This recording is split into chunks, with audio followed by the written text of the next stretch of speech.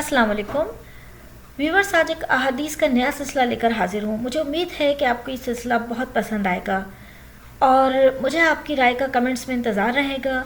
आपके कमेंट्स से मेरी हौसला अफजाई होगी। आप मुझे ये बताइएगा कि अगर इसमें किसी कमी बेशी की ज़रूरत है तो वो आप ज़रूर मेंशन करें कमेंट्स में।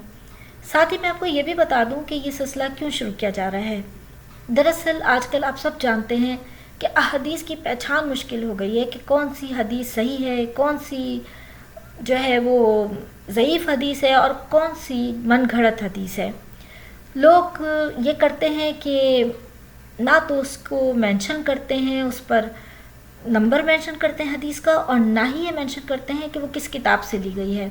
और हम भी ये करते हैं कि उसको आगे भेज देते हैं, फॉरवर्ड कर देते हैं, और यूँ ये सिलसिला चलता जा रहा है। तो मैंने सोचा कि जो बुखारी शरीफ है, जो जामे हदीस की किताब है, जैसे कि 6 अहादीस की कुतुब हैं, उनमें से सबसे ज़्यादा जामे किताब जो है वो सही बुखारी हदीस शरीफ है।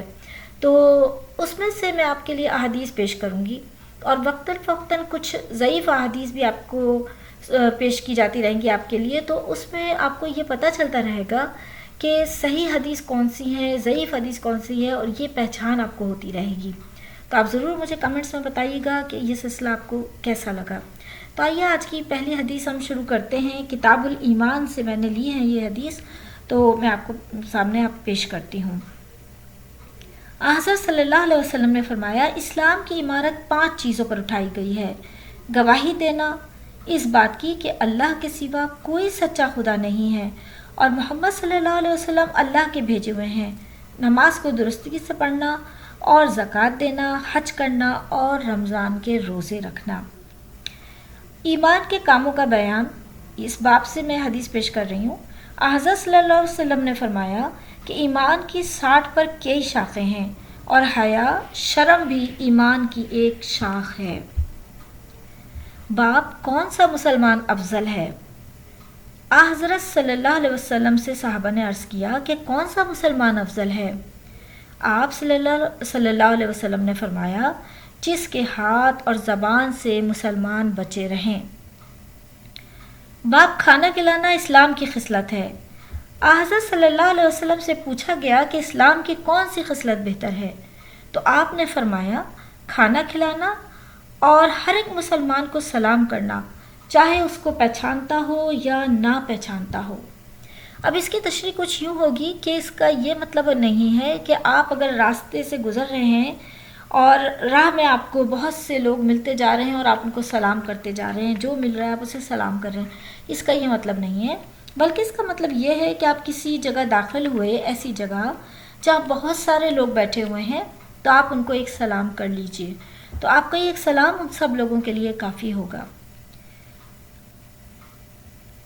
आगे के बाब में हम देखते हैं मुसलमान के लिए जो एक भाई चाहे, तो उसमें हुज़ूर सल्लल्लाहु अलैहि वसल्लम ने फरमाया, कोई तुम में से उस वक्त तक मोमिन नहीं हो सकता जब तक कि वो अपने लिए वो न चाहे जो अपने मुसलमान भाई के लिए चाहे। फिर बाब है मोहब्बत हुज़ूर सल्लल्लाहु अलैहि वसल्लम से रखना ईमान का जुज़्व है। हुज़ूर सल्लल्लाहु अलैहि वसल्लम ने फरमाया, तुम में से कोई शख्स उस वक्त तक पूरा मोमिन नहीं हो सकता जब तक कि उसको मेरी मोहब्बत अपने माँ बाप और अपनी औलाद और सब लोगों से ज़्यादा ना हो जाए।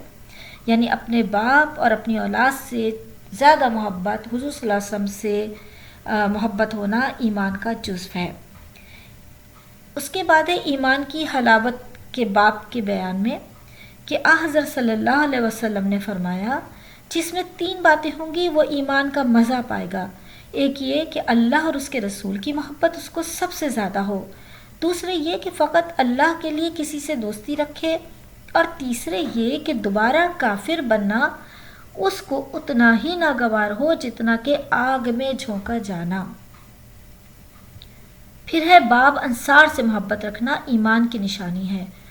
हज़रत सल्लल्लाहु अलैहि वसल्लम ने फरमाया, ईमान की निशानी अंसार से मोहब्बत रखना है और निफाक की निशानी अंसार से बैर रखना है। इसकी तशरीह में यह है कि अंसार वो हैं जो मदीने के रिहायशी हैं, तो उनसे मोहब्बत रखना दरअसल ईमान की निशानी है, और अगर उनसे दुश्मनी रखी जाए यानी बैर का मतलब दुश्मनी है, तो ये निफाक की निशानी होगी। तो آج احادیث کے سلسلے کو ہم یہیں تک رکھتے ہیں.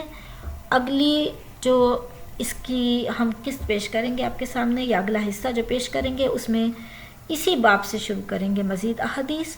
اس وقت تک کے لیے مجھے اجازت دیجیے. آپ اس کو صدقہ جاریہ سمجھ کر آگے شیئر کیجیے، کیونکہ نیکی کے کاموں میں شرکت کرنا ہر مسلمان کے لیے ضروری ہے. مجھے اجازت دیجیے. اللہ حافظ. اللہ نگہبان. فی امان اللہ.